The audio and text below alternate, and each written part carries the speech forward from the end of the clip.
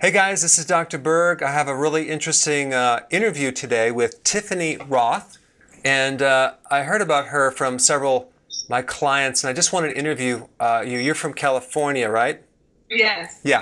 So it's interesting. She's an attorney, but then she taught classes in Mexico on fitness, and now she does a lot of things online. And I just wanted to kind of pick your brain because one thing I don't focus as much on is exercise. So I really wanted to kind of find out from you, especially with females, like what to do to improve the workouts. So would you mind asking you some questions about that? Oh, absolutely. I love it. Okay, I good. love talking about working out.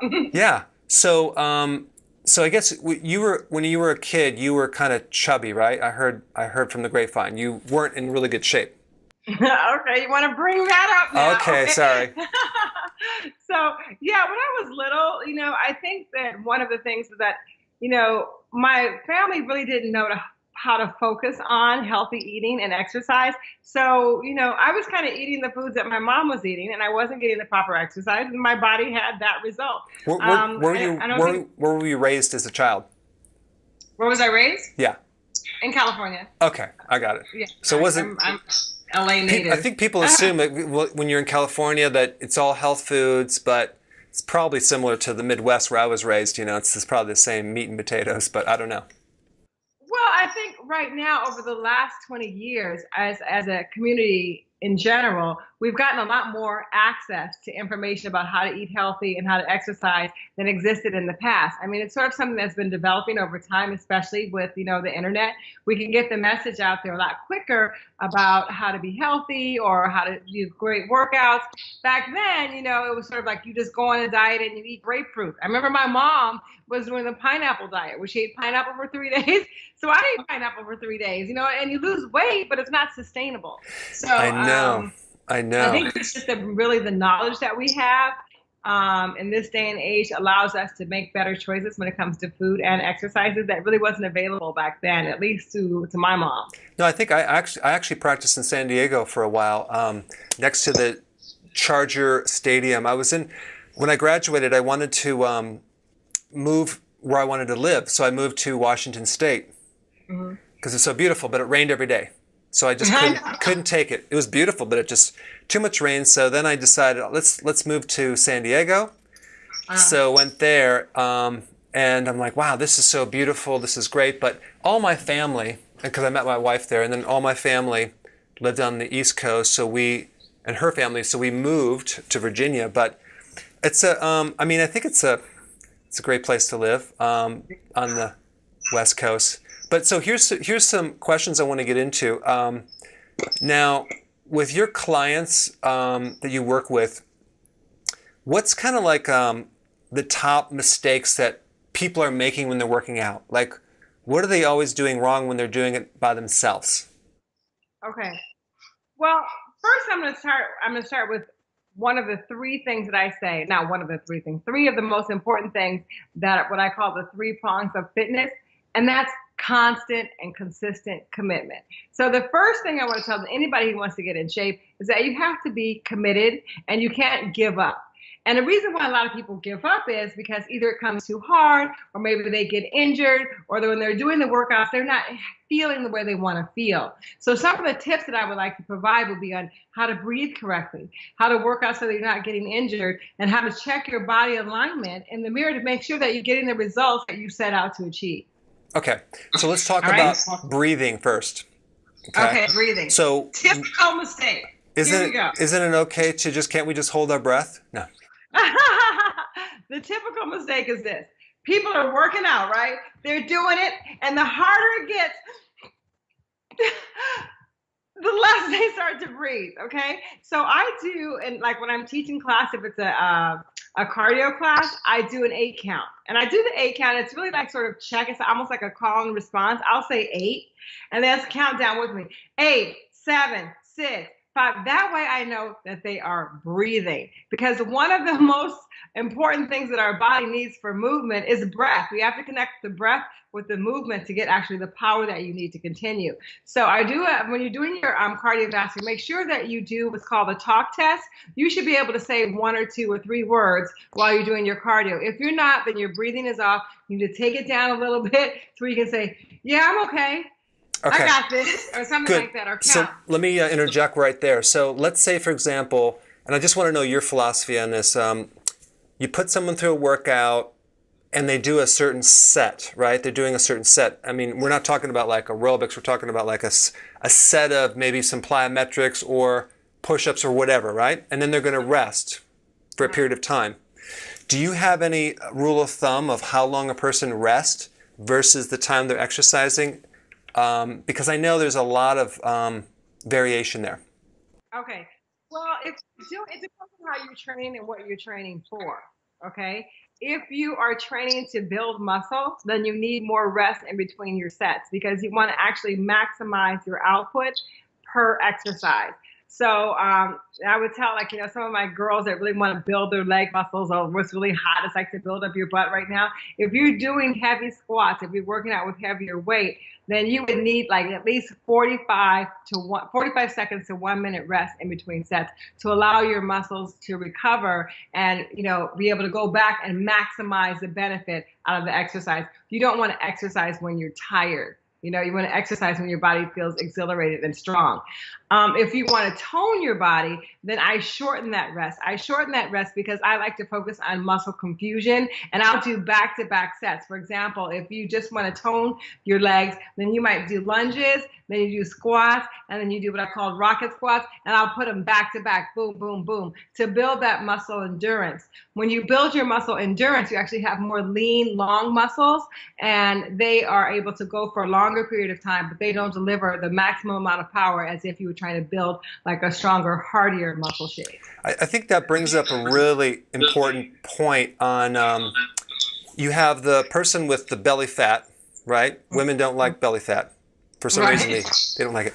And then you have the fat in the lower part of the legs. Right. So here's what I found. You can actually flatten the stomach a lot faster if you actually address the diet in a unique way.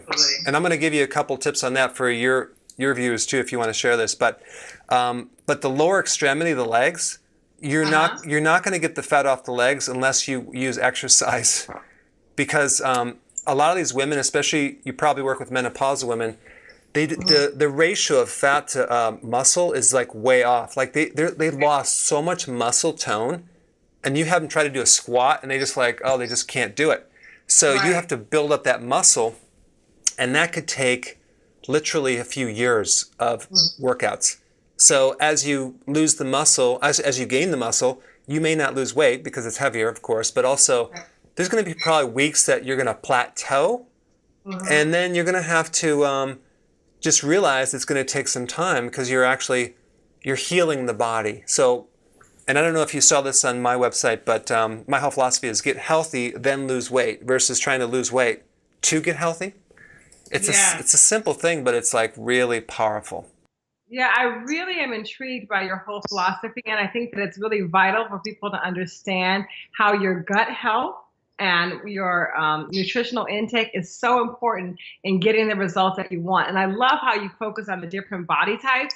That to me is wonderful, because if you have someone that really has skinny legs, they could care less about doing the legs. They really just want to work on their bellies. It would take a very, very, very long time before they were able to work out and get rid of all that by just doing exercise alone. You have to change your diet. And your philosophy on food is something that I really want to align with, because I think that it's powerful and it creates awesome results. So what are some of the tips that you give, even to some of my followers, that could help them get a healthy gut and see better and quicker results in the abdominal area? Well, there's one thing that's probably the most important. It's like the common thread with pretty much 80% of all the problems. I'm talking like body problems and weight problems. You ready for this? Are you sitting down? Yeah. Okay. Good. It really has to do with high levels of insulin. But here's the thing: insulin has a lot of different functions, but insulin has two really, really important functions that people need to realize. Number one, it's the hormone that converts everything to fat. It's a fat-making hormone, number one. Number two, it prevents the loss of fat. So let's say you're eating good and you're exercising 6 hours a day, whatever. Like I had one patient who was working out 6 hours a day, but they weren't losing anything, right? Or they have a stuck metabolism. It's like totally frozen. They can't get below that set point. It's high levels of insulin. But when you go to the doctor, they check the glucose.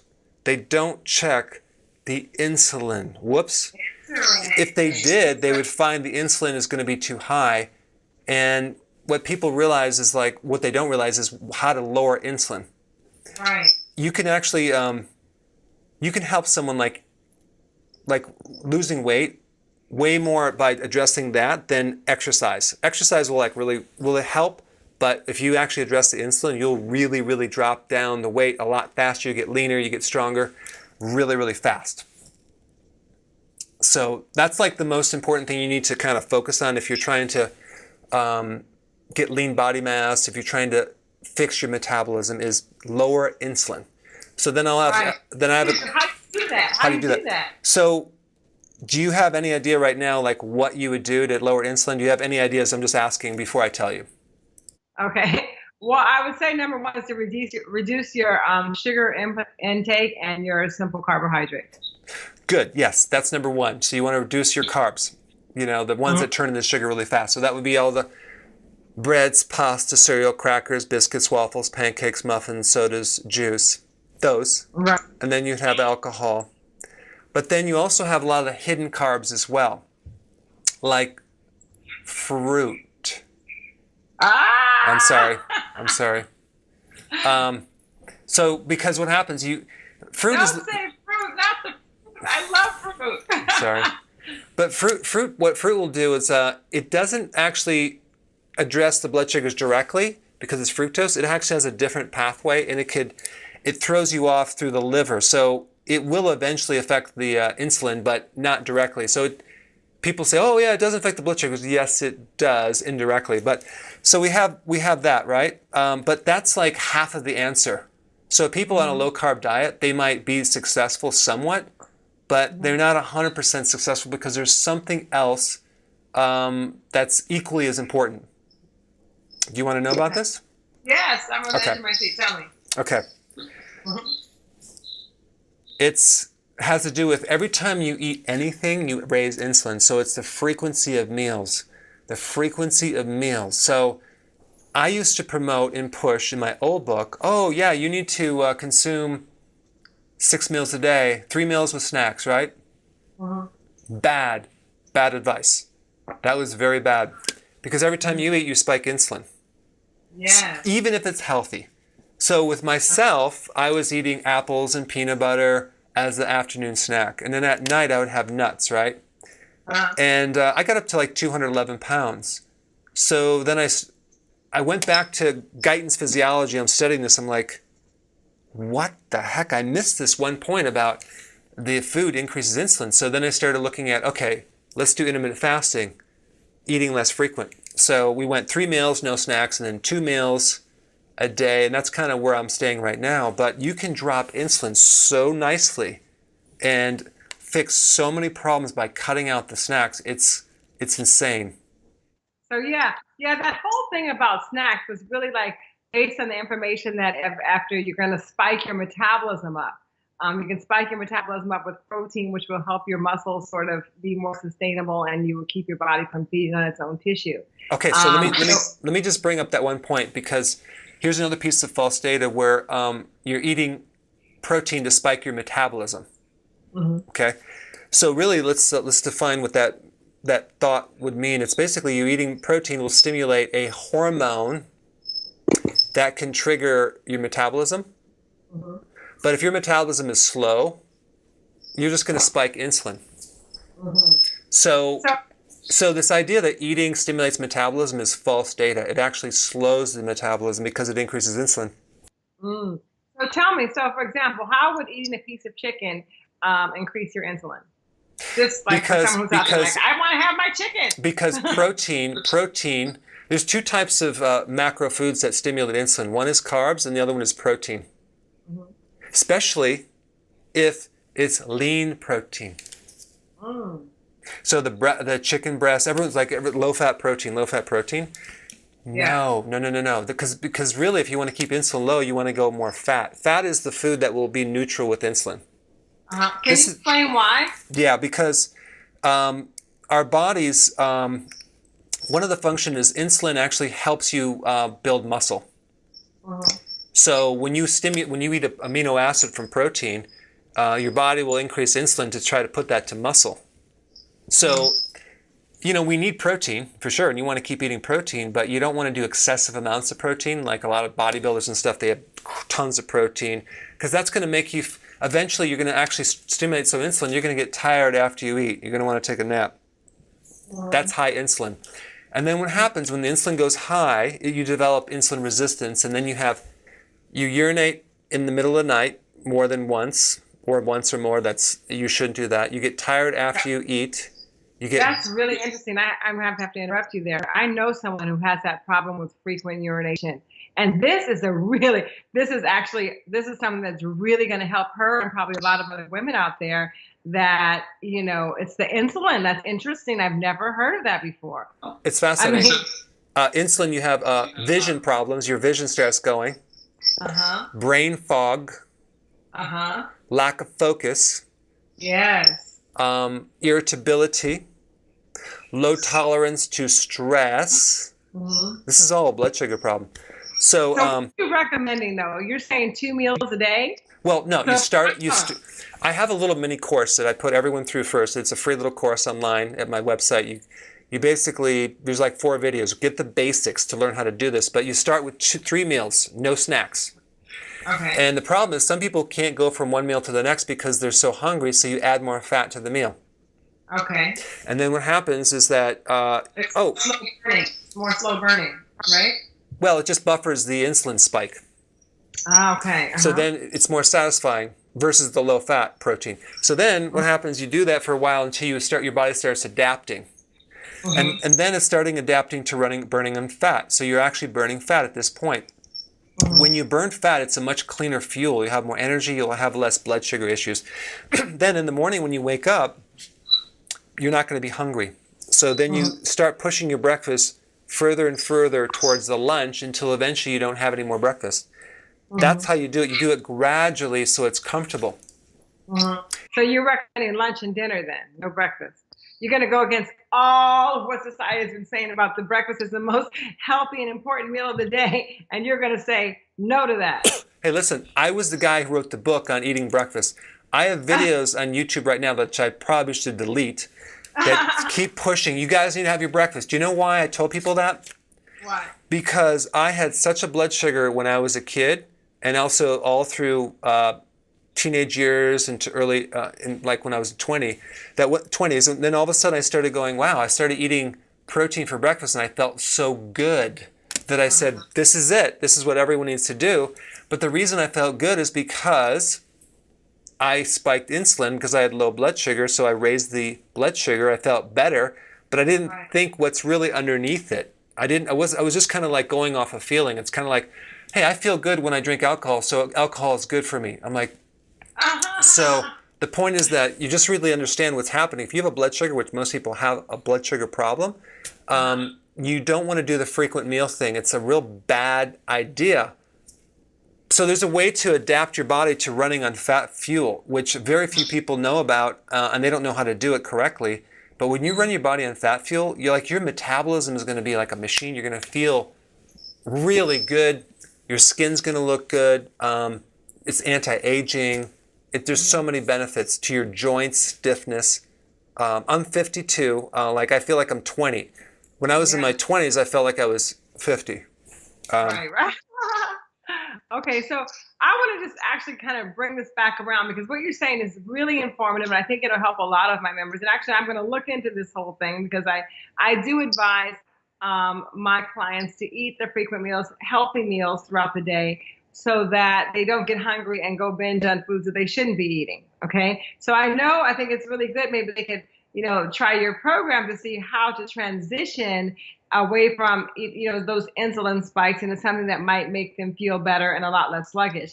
But I do have to point out that even if you eat really well, it's not going to keep that butt from sagging and the tummy from not being toned. You got to always mix it up with the workout, because what the workout does is it works the muscle itself. It actually gives you the vitality and the energy that you need in order to enjoy this healthy body that you have internally, right?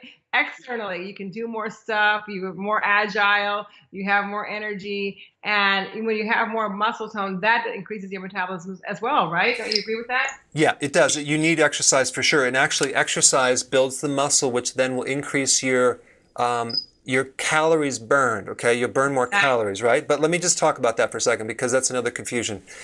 People say, I'm going to build up my muscle so I can have a better metabolism. I go, okay, so you're going to burn more calories, but what calories are you burning? And they'll go, well, all calories. I'm like, no, you're going to either burn sugar calories or fat calories. Do you want to burn fat calories and not just the stored sugar? Then you're going to have to lower your carbohydrates, because if you're doing the whole carbo thing and the fruit thing, you're burning up calories, but you're only burning up stored sugar calories. Now, check this out. So sugar calories I'm talking about stored sugar as glycogen in the muscle and the liver.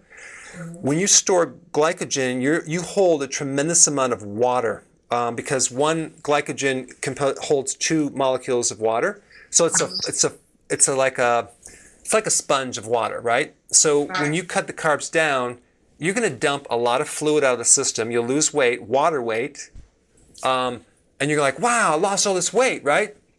And then you eat the carbs back and you gain the weight back. And then you do the exercise. So exercise will dump the water because you're burning up the glycogen. You dump this water and you start going up and down, up and down. You're like, why can't I actually just get all this weight off? Well, because you're running your body on sugar. So if you were to just convert your body to fat burning, not only would you dump the water, you would lose fat. And then here's the point that I really wanted to tell you about. You're into muscle physiology. You're into building more lean muscle because that's important. But when you have high insulin and high insulin resistance, which makes insulin not work, you can no longer build muscles. That's why the diabetics are flabby and they can't get toned even if they work out, because it takes healthy insulin to work, absorb the protein. Insulin controls protein. So in other words, by doing this program I'm talking about, you can actually fix the muscle, help the absorption, burn more fat, get rid of the fluid retention. It's just an overall really dynamic thing to do. So it sounds amazing. Okay. Now I have one question. With all the fruits and vegetables and the nutrients in there, the high fiber and the minerals and the vitamins, how do you suggest that people get those same nutrients? Like, for example, like from the berries and like the vitamin C and all of those things that nature has provided for us to actually nurture our bodies on a micro level? Great question. I would get them from the vegetables. And I recommend consuming about 7 to 10 cups of vegetables a day, because you need a lot of potassium.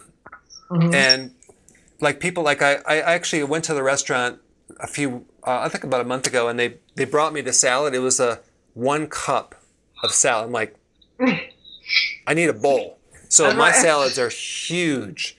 So what you want to do is you want to get your nutrients from salad or vegetables. But if you're trying to do this thing I'm talking about, which I didn't even get into yet, I just kind of scratched the surface. Right. You don't want to do too much fruit. I mean, you can do like maybe 1 cup of berries a day, but you start adding more fruit, and then so we add this sugar into it. So because the main problem of an average person is too much insulin, we want to heal the sugar problem that we have. Now, if you've never actually abused sugar and you don't have a weight problem, you could probably get away with it. But for most of us out there that abuse sugar, Right. It's just it's too much sugar for our system to do fruit. And plus, the way they grow the fruits nowadays, and even the apples, they make them very, very, very sweet, high levels of sugar. One apple nowadays is 19 grams of actual sugar. That's not carbohydrates, that's sugar. So you're like eating a candy bar. Wow. Wow. So yes, that's really interesting because I think that it's a good distinction to point out that you need to sort of almost detox your body from the sugar dependency and the insulin spikes in order to get some of the benefits of the fat burning, as you say. In other words, you want to sort of reduce that glycogen storage so that your body's not always going there for fuel, but instead to where your fat is stored. Was that what you're saying? Yes, you know, think about it. How much stored sugar you have? You have about a couple days worth of stored sugar at 1,700 calories. But you have about 77,000 stored calories of fat on a non-fat person. So it's a lot more if you're fat, right? So our bodies were designed to run on fat fuel as the primary fuel, not sugar. It's only in the last, couple hundred years that not a couple hundred years, but basically it's only recently that we've been focusing on so much sugar metabolism and not fat burning. But when you start switching over and converting your body to running on fat fuel, you will never go back because your cognitive function is going to be better, your memory, your metabolism, your whole mood will change. Your emotional state will change. You'll feel better. And so because the brain gets its energy from either the blood, because it can't store sugar, so it gets its sugar from the blood, which if it's too high or low, it's going to be a problem. Right, exactly. But if you run your body on fat, which is called ketones, thus the ketosis, your mood, your cognitive function will like totally change, and you'll like, I feel so good. And then you go back to your sugar thing, and you're like, I feel like crap right now. So, but you have to prove it to yourself. For some of my viewers out there who are listening to this and they're very intrigued as I am, how long does it take? Because that's a question I always get with fitness. How long does it take before I'm going to get results? How long does it take before I can see an actual difference? How long will it take before they can actually feel a difference from these little adjustments that you're suggesting? Well, it depends on what kind of problem you have. Like, for example, if you have weight problems, you'll probably dump the fluid out and you'll lose like 5 to 10 pounds in the first week or two. So that you'll be like, wow, that's dramatic. But as far as energy goes, it could take anywhere between 3 days to a week to up to 6 weeks to fully adapt to fat burning. And if the worse the blood sugar problem you are, the more diabetic you are, the more pre-diabetic you are, the longer the transition period is. But I have a lot of videos on how to make it smooth and easy. But you're going to notice some real nice changes within 3 weeks. But if you do this, 3 days. But if you do this too fast and you're not doing it correctly because you didn't watch the videos all the way through and maybe you don't know about this or that and you're not eating enough of this, you're going to go through a period of like transition where you might have like called a keto flu. You might feel kind of run down, or keto fatigue, or like, oh my gosh, because you didn't do it correctly. So the way I teach it, it's a healthy version. You do it gradually, and you shouldn't feel bad. You should feel really good. And so what's your philosophy on exercise? Because I know that a lot of my clients, when they're working out, a lot of times if you're making a big change, like in your diet, you might feel a little more sluggish. But I find that when you work out, even if it's like on my YouTube channel, I have the 10-minute workouts that you can do just 10 minutes a day, and that'll help you to improve your mood, and you'll be able to get through some of those tough periods because you start to burn up that extra insulin as well during your workouts. What do you feel about that? I recommend every person start exercising. Right away. You don't have to slow down. The only thing that I talk about in my book is that you have the person that's really out of shape and they're basically adrenal dominant. They have a lot of adrenal issues. Like they go up the stairs and they're out of breath. And they just let their body go. And they don't sleep. Those people should kind of do walking for a while, low pulse rate stuff, work up to it. Because I'll give you an example. I had this lady, this is when I first began. I put her through a whole workout and spiked her pulse rate to 158. She came back the next day. Her pulse rate was 158, and I'm like, oh my God. Oh my God. So her recovery was so poor that you don't want to like push the person too fast. You want to kind of gradually go into it. So basically, if you're not sleeping, for example, you should go very light because it's very dangerous to the heart if you overdo it. But I mean, these are all just minor points that common sense. But I think everyone should jump right into it. Breakfast in the morning. What's that? What do you think about instead of doing the breakfast, you're not eating breakfast, about working out in the morning?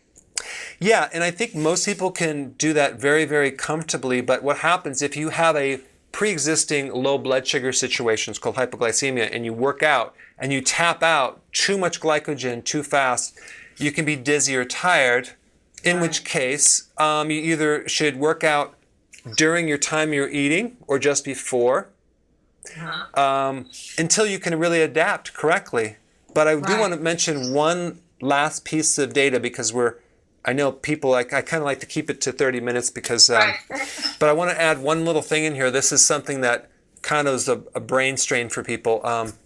Because they're like, oh, what do I eat during the workout? What kind of pre-workout snack do I eat, right? I need that protein. That's like a common knowledge, right? We need to eat or drink something, some sugar water or whatever. Well, check this out. If you consume, like, let's say a little juice or a little sugar or a protein bar with sugar like most people do, or what's going to happen, you're going to basically knock yourself out of fat burning for about 48 hours. Whoa, really? Yeah, because it's going to take now another couple days before you get back into ketosis. So you don't want to do a sugary type of energy drink when you're working out or a Gatorade thing. And then even protein, even the protein stuff, you'd be much better off waiting to the meal because when you're fasting between meals, you're stimulating growth hormone. Growth hormone is the main fat-burning hormone. It actually preserves your muscles, and it actually will, in a female, doing intermittent fasting, you can spike growth hormone by 1,300%. In a male body, by 2,000% by doing intermittent fasting. So it's like the anti-aging activity on steroids. It's a great thing to do. So with intermittent fasting, just to be clear, how long should you go between meals? You should start at 3 meals a day. Okay, keep it whenever you eat. Slowly push your breakfast to a lunch, and I have a video on this, by the way. And then what you do over time is you slowly push your dinner closer to your lunch till you get about, an ideal thing would be like 4 or 5 hours of between your meals. What that will give you is a tremendous amount of fasting to create some serious improvement with the parts of the body that you want to work on. Yeah, and allow your food to properly digest, right? And your body can revitalize. You support the digestive system, but there's a lot of other things too that you can do that for anti-aging. It's like, and just for brain health, just to focus better. So what's the name of that video that they should look about getting started with that you did? If you go to drberg.com under educational tab, it'll say the ketosis mini course. It's a free course. I have like probably 50,000 people who did the course already, but it's like 4 short videos. Just go to Dr. Berg, education, and you can also just go to YouTube and type Dr. Berg, intermittent fasting, whatever topic, and I'll pop up and you can watch those videos. Okay, great. And then also for those people, one thing I noticed about some of the people that I know that have done your program, also some of the videos that you have a lot of great content on workout stuff and fitness that I want to just recommend anyone who needs guidance or wants to know how to do it correctly. And you can watch your videos on her website, which I'll put a link down below. You have also like an online program that people can, it's very affordable, that you basically go through a lot of great techniques, workouts, and it's almost like you're not, it's like you have a personal trainer, but now it's like you actually have everything like one-on-one in this portal that you can go into. So I'm going to recommend people check it out. I'll put your link down below, and I think it's pretty cool. And also, I think on your YouTube channel, you have a ton of workouts. So you guys can check it out.